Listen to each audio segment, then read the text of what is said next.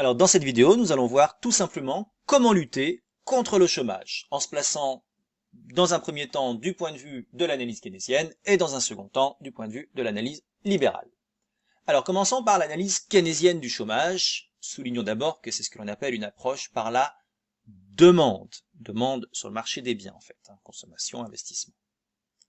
Donc déjà l'analyse keynésienne va remettre en cause la théorie néoclassique du marché du travail que nous avons pu voir dans une autre vidéo. Dans l'analyse keynésienne, en fait, on considère que la théorie néoclassique standard a un caractère essentiellement normatif. Alors normatif, ça veut dire quoi? Ça veut tout simplement dire que la théorie néoclassique n'explique pas l'économie telle qu'elle est, mais telle qu'elle serait si la réalité était conforme au modèle théorique. Donc en clair, il nous propose un truc qui marche dans un monde imaginaire, mais nous ne vivons pas dans un monde imaginaire. Keynes lui-même disait d'ailleurs que le modèle néoclassique ne s'applique pas à la société économique au sein de laquelle nous vivons. Dire qu'on va toujours aboutir à un équilibre, même si c'est un équilibre à long terme, pour Keynes, ça ne fonctionne pas. D'ailleurs, lui-même disait qu'à long terme, de toute façon, nous serons tous morts. Deuxièmement, les néoclassiques raisonnent en termes de salaire réel. Or, d'après Keynes, il faut raisonner en termes de salaires nominaux. Autrement dit, qu'est-ce qui va intéresser un salarié? Ce qui va intéresser le salarié, c'est ce qu'il y a en bas de la fiche de paye. C'est son salaire net.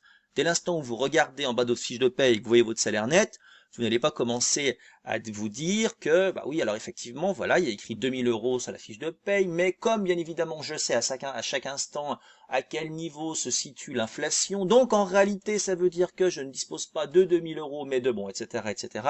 Non, les individus ne sont pas capables d'intégrer à chaque instant l'évolution du niveau général des prix, donc les individus ne sont pas capables de raisonner en termes réels. Ils préfèrent raisonner plus simplement en termes nominaux, ce qui est écrit sur la fiche de paye, bien évidemment.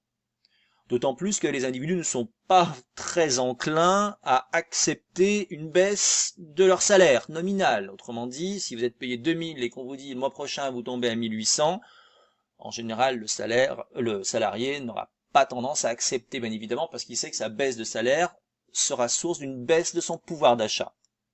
Donc bien évidemment, dans l'analyse keynésienne, le marché du travail ne peut pas s'autoréguler spontanément par confrontation de l'offre et de la demande de travail, puisque la flexibilité à la baisse, comme on vient de le voir, pose problème. Par ailleurs, Keynes rejette la loi des débouchés, donc de Say. La loi des débouchés de Say, c'est tout simplement l'offre qui va créer sa propre demande. Autrement dit, une entreprise, pour produire, aura besoin de faire des dépenses, elle aura besoin d'acheter des consommations intermédiaires, des machines, elle aura besoin d'embaucher, donc quelque part, elle va créer sa propre demande, et on va aboutir à une situation, en tout cas à moyen terme, où il y aura un équilibre global qui sera observé entre l'offre et la demande. Donc il n'y aura jamais de crise de surproduction, bien évidemment, dans l'analyse néoclassique. Bon, ça c'est dans la vision libérale. D'après Keynes, évidemment, on peut tout à fait avoir une économie qui se caractérise, et l'histoire l'a montré en plus, par des crises de surproduction. D'après lui, il n'y a aucune raison pour que le volume d'emploi décidé par les entreprises, en fonction de leurs besoins en main-d'œuvre, corresponde exactement, en fait, au plein emploi. Donc, d'après Keynes, on peut tout à fait avoir un chômage involontaire. Alors que, je le rappelle, comme je l'avais spécifié dans une autre vidéo, dans l'analyse néoclassique, on considère que s'il y a du chômage, c'est du chômage volontaire, bon, éventuellement du chômage frictionnel, mais surtout pas du chômage involontaire. Alors, l'analyse keynésienne va donner un rôle central à ce qu'il appelle, donc ce Keynes appelle la demande effective, donc la demande anticipée en fait. En fait, la régulation de l'économie par le marché, l'autorégulation, autrement dit, n'est pas satisfaisante parce que d'après Keynes, elle peut déboucher à ce qu'il appelle un équilibre de sous-emploi. Alors un équilibre de sous-emploi, c'est tout bête. Faut décomposer le groupe nominal. Équilibre, sous-emploi. En fait, d'après Keynes, on peut tout à fait avoir un équilibre sur le marché des biens, autrement dit un équilibre entre l'offre de biens et la demande de biens. Le souci, c'est que cet équilibre va se faire à un niveau faible. Autrement dit, s'il n'y a pas beaucoup de consommation, pas beaucoup d'investissement, donc la demande de biens est faible, les entreprises vont évidemment ajuster l'offre et elles vont peu proposer. Donc on va avoir un équilibre sur le marché des biens qui sera à un niveau assez faible. Ce faisant, les entreprises n'auront pas besoin de créer énormément d'emplois, donc on va avoir un déséquilibre sur le marché du travail.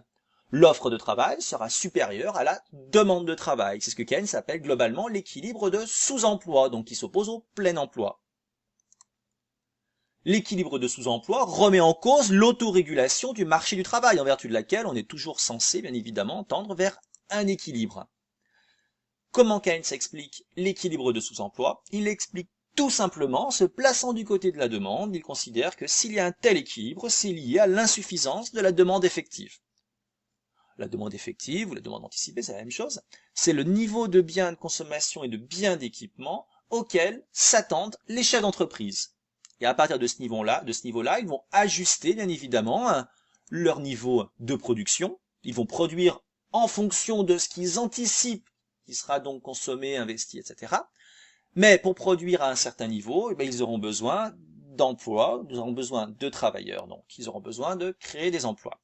Alors si l'on rentre dans le détail, on voit bien en fait que l'on va avoir donc d'un côté la demande en termes de consommation qui va dépendre du niveau de revenu des ménages, et également de la propension à consommer, autrement dit, ça sera la part du revenu qui sera affectée à la consommation, car on rappelle qu'il y a également la part du revenu qui est affectée à l'épargne. D'un autre côté, on a la demande dite d'investissement. Alors en fait, elle va dépendre en gros de deux paramètres. Autrement dit, les entreprises vont comparer d'un côté combien vont leur rapporter les investissements productifs qu'elles vont effectuer. Voilà, si elles décident par exemple d'acheter de nouvelles machines, quels bénéfices supplémentaires vont-elles tirer de l'achat de ces nouvelles machines? Et d'un autre côté, elles vont comparer cela, bien évidemment, avec les taux d'intérêt, les intérêts qu'elles devront verser aux banques dans le cadre du financement, bien évidemment, de ces investissements. Donc d'un côté, elles vont comparer la rentabilité attendue de l'investissement productif avec d'un autre côté le taux d'intérêt dont elles devront s'acquitter en fait auprès des institutions financières. Donc on va avoir la consommation et l'investissement qui va déterminer le niveau de la demande effective et comme on l'a précédemment souligné, qui va permettre de savoir quel niveau de production donc les entreprises vont devoir proposer et par là même quelle quantité de main-d'œuvre, elles auront besoin. Alors, comment faire d'un point de vue keynésien face au chômage? C'est tout simple. Vu que le problème, c'est la demande effective, il suffit juste de la stimuler. Il suffit juste de créer un choc positif de demande dans le cadre d'une approche qu'on appelle une approche macroéconomique. Donc les pouvoirs publics, puisque c'est macroéconomique, les pouvoirs publics vont intervenir, par exemple, en mettant en place une politique budgétaire. Politique budgétaire, ça veut dire qu'ils vont utiliser les recettes et les dépenses, d'accord? Et donc, ils vont mettre en place une politique budgétaire expansionniste. En clair, ils vont tout simplement accroître les dépenses publiques. Par exemple, en socialisant l'investissement. Alors en fait, la socialisation de l'investissement, ça veut simplement dire, c'est la prise en charge de l'investissement par les pouvoirs publics. Les pouvoirs publics qui vont mettre, par exemple, en place une politique de grands travaux, type New Deal, qui vont faire des grands travaux, des grandes infrastructures au niveau national, de transport, de communication, construire des hôpitaux, des grandes bibliothèques, bon, etc., etc. En fait, dans la logique keynésienne, cette socialisation de l'investissement, donc cette prise en charge de l'investissement par les pouvoirs publics, va avoir un effet de relance sur l'économie grâce à ce qu'il appelle le mécanisme du multiplicateur. Donc multiplicateur keynésien, multiplicateur d'investissement, il a plusieurs noms. C'est tout simplement le fait qu'une dépense supplémentaire d'investissement public va entraîner une hausse plus importante du revenu et de la production nationale. En clair, quand les pouvoirs publics injectent 100 milliards d'euros dans l'économie grâce à des investissements publics qu'ils effectuent, en réalité, par vagues successives, ça va créer 150, 200, 300, 400, 500 milliards, en fait, d'euros de richesse nationale supplémentaire.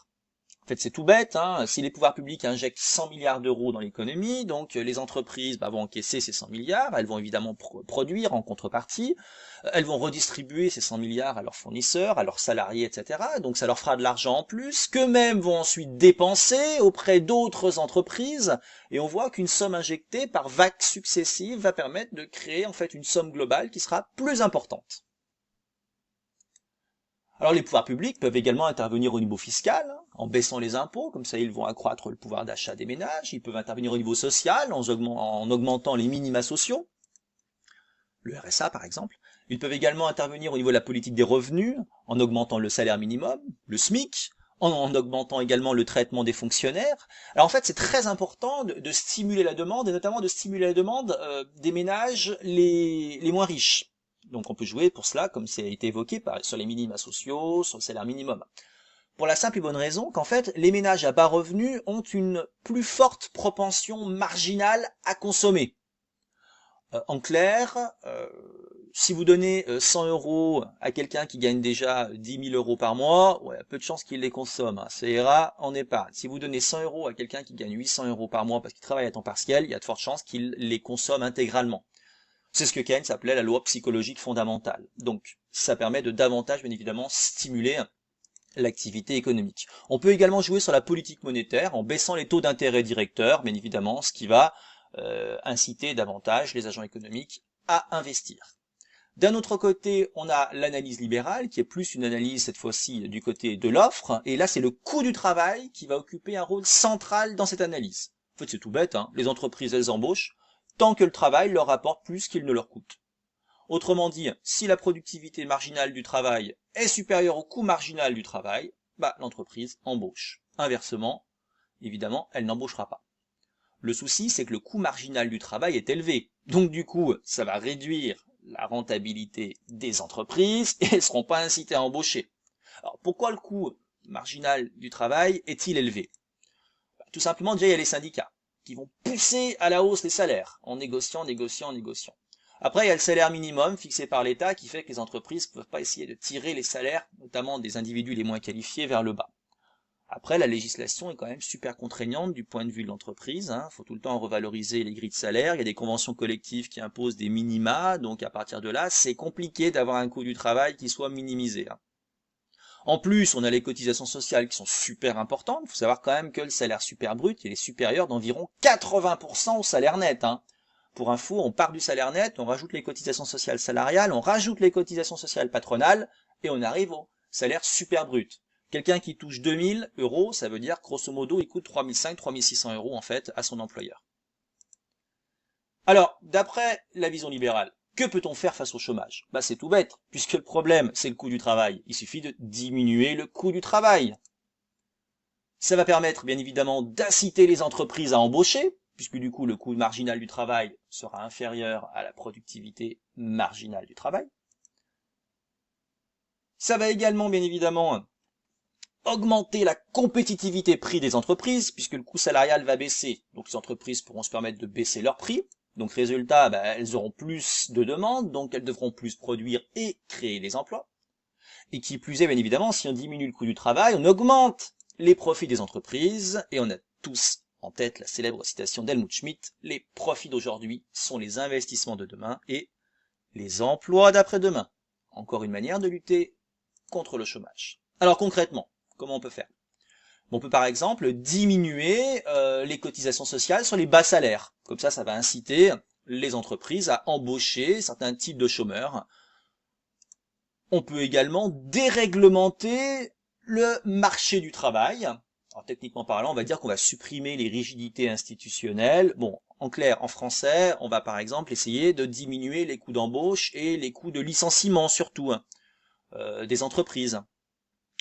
Par exemple, dans la loi travail, on sait que les indemnités prud'homales dans le cas d'un licenciement ont été plafonnées. Donc ce qui est intéressant pour l'entreprise, c'est qu'une fois qu'elle embauche quelqu'un, elle sait d'emblée, si elle doit le licencier, combien ça lui coûtera.